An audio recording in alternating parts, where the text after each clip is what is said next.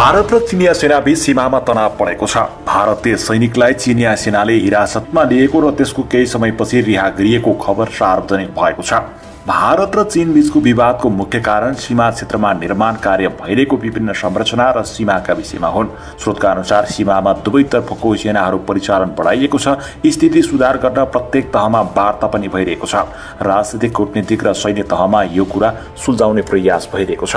विवादमा सेनाले अरू कुनै आधिकारिक बयान दिएको छैन। भर्खरै भनिएको थियो कि सेना वा आइटिबीपीका जवानहरूलाई त चिनिया सेनाले गस्तीमा पक्राउ गरेको थियो। भारत चीन सीमामा कुनै सीमाङ्कन छैन, त्यसैले दुवै देशको सिमानाको बारेमा आआफ्नै दाबी र अडानहरू रहेका छन्। विवाद सुल्झाउन 20वटा विशेष प्रतिनिधि तहमा वार्ता गरिएको छ, तर कुनै ठोस परिणाम प्राप्त भएको छैन। प्रधानमन्त्री मोदी र चिनिया राष्ट्रपति सी जिनपिङले पनि सीमा माथिको विश्वास पुनर्स्थापनाका लागि प्रयास गरिरहेका छन्, तर सीमाको अवस्था तनावपूर्ण बन्दै गएको छ। भारत र चीन बीच सीमाको करिब 3400 किलोमिटर मध्ये पूर्वदेखि पश्चिमसम्म नै विवाद रहेको छ। भारत र चीन बीच सीमा विवाद समाधान गर्न अहिलेसम्म 21 पटक भन्दा धेरै वार्ताहरू भइसकेका छन्। यी दुई मुलुकबीच सीमा सम्झौता नभएकाले उनीहरूका भूभाग छुट्याउने रेखालाई लाइन अफ एक्चुअल कन्ट्रोल अर्थात् नियन्त्रण रेखा भन्ने गरिएको छ। सीमा विवादका कारण भारत र चीन बीच सन् 1962 मा सीमा युद्ध नै भएको थियो। भारत र चीन बीचको सीमा रेखा भारतमा बेलायती उपनिवेश रहेका बेला बेलायती प्रतिनिधि र तिब्बती प्रतिनिधि बीच सन् 1914 मा सम्झौता भएको हो। भारतको शिमलामा भएको उक्त सम्झौता अनुरूप म्याकमोहन लाइनलाई सीमा रेखा मानिएको थियो। तिब्बतमा चीनको आधिपत्य कायम भएपछि तत्कालीन तिब्बत र चीन कमजोर भएका बेला शक्तिशाली बेलायत साम्राज्यले थोपारेको सम्झौता भन्दै म्याकमोहन लाइनलाई सीमा रेखा मान्न नसकिने तर्क चिनियाहरूको रहेको छ। अहिले पनि त्यो तर्क चिनियाहरूले बलियो रूपमा उठान गर्दै आएको छ। भारतले भने म्याकमोहन लाइन नै सीमारेखा मान्नुपर्ने दावी गर्दै आएको छ। सन् 1990 पछि चीन र भारत बीचको सम्बन्ध सुध्रिँदै गएपछि यी दुई मुलुक एकअर्काका महत्त्वपूर्ण व्यापार साझेदार समेत भए। यद्यपि यो पुरानो सीमा समस्या अझै सुल्झन सकेको छैन। थप विवादहरू बल्झन थालेको छ। पछिल्लो समय चीन र भारत विभिन्न सीमा क्षेत्रमा तनावको स्थिति समेत भएको छ भने दुई देशका सेनाबीच आमने सामने समेत हुँदै आएका छन्। वास्तवमा यो भनिन्छ कि यस हप्ताको सुरुमा पाङगोङमा समेत भारतीय र चिनिया सेनाबीच झडप भएको थियो। यसबारेमा तनावको स्थिति थियो। यस विवादको विषयमा लामो श्रृङ्खला समेत सार्वजनिक भएको थियो, जुन प्रधानमन्त्रीको कार्यालय PMOमा पुगेको छ। यस सम्बन्धमा भारतीय एजेन्सीहरूले सबै घटनाक्रमहरू उल्लेख गरेका छन्। उही समयमा एक वरिष्ठ अफिसरले भनेका छन्, भारतीय सैनिक र चिनिया सेनाको बीचको झगडापछि हाम्रा केही जवानलाई हिरासतमा लिएको बेला अवस्था अस्थिर भयो, तर तिनीहरूलाई पछि रिहा गरियो। उनको अनुसार यस झगडामा आइटिबीपी सैनिकहरूबाट हतियार पनि खोसिएको थियो। उनले भने राष्ट्रिय सुरक्षा सल्लाहकार अजित डोभाल दैनिक विकासका शर्तहरूको समीक्षा गर्दैछन्। त्यस्तो समीक्षापछि त्यो क्षेत्रमा स्थापित सुरक्षालाई सुदृढ पार्ने निर्णय गरियो।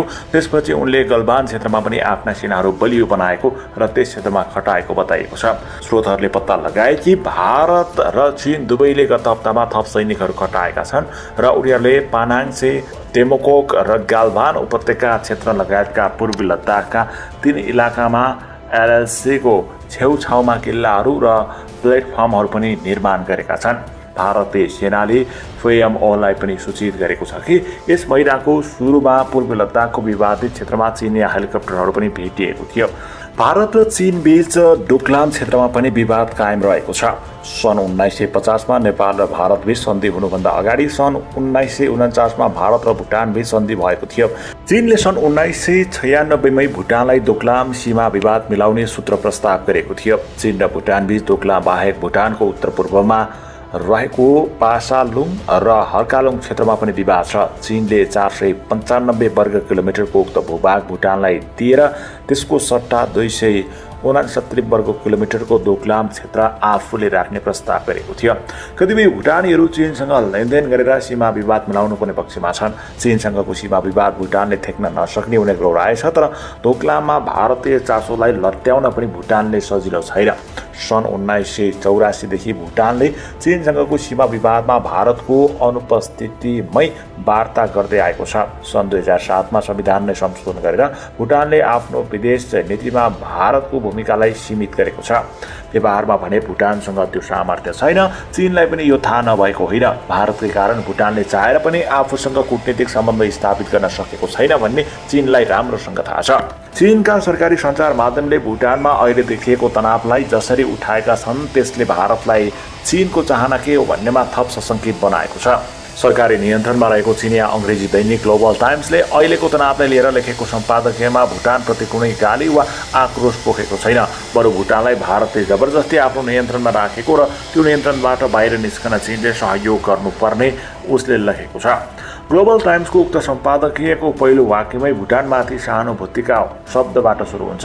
उसले लेखेको छ, भारतको भुटानमाथि आश्चर्य लाग्दो नियन्त्रण र दमन छ। त्यसकै कारण भुटानले छिमेकी मुलुक चीन र संयुक्त राष्ट्रसङ्घ अन्य स्थायी सदस्य राष्ट्रसँग कूटनीतिक सम्बन्ध स्थापित गर्न सकेको छैन। अन्यायपूर्ण सन्धि मार्फत भारतले भुटानको कूटनीतिक सार्वभौमसत्ता कुण्ठित गरेको छ र राष्ट्रिय सुरक्षा नियन्त्रित गरेको छ। सम्पादकीयमा थप भनिएको छ, भुटानको कूटनीतिक र रक्षा सार्वभौमसत्ता स्थापित गर्न चीनले अन्तर्राष्ट्रिय समुदायको नेतृत्व गर्नुपर्छ। ग्लोबल टाइम्सले उक्त सम्पादकीयमा सिक्किमको भारतमा भएको विलयलाई पनि पुनर्विचार गर्नुपर्ने, सिक्किमभित्रका स्वतन्त्र सिक्किम पक्षधर समुदायलाई चिनियाहरूले सहयोग गर्नुपर्ने उल्लेख गरेर दिल्लीलाई चकित र आक्रोशित पारेको छ। उक्त सम्पादकीयपछि भारतीय सञ्चार माध्यम र विश्लेषकहरूले तीव्र प्रतिक्रिया दिएका छन्। चीनले दोक्लाम विवाद चर्काएर भुटानमा आफ्नो स्वार्थ स्थापित गर्न खोजेको आशंका बल पाएको उनीहरूले बताएका छन्। राजनीतिक, कूटनीतिक र सैन्य तहमा यो कुरा सुल्झाउने प्रयास भइरहेको छ। विवादमा सेनाले अरू कुनै आधिकारिक बयान दिएको छैन।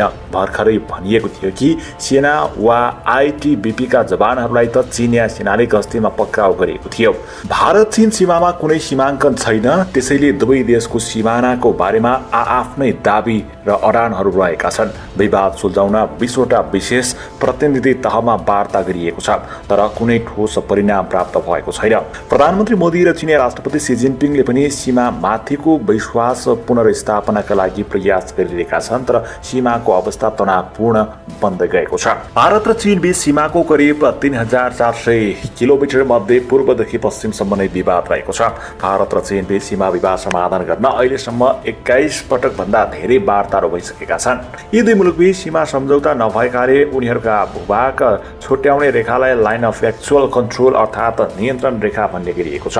सीमा विवादका कारण भारत र चीन बीच सन् 1962 मा सीमा युद्ध नै भएको थियो।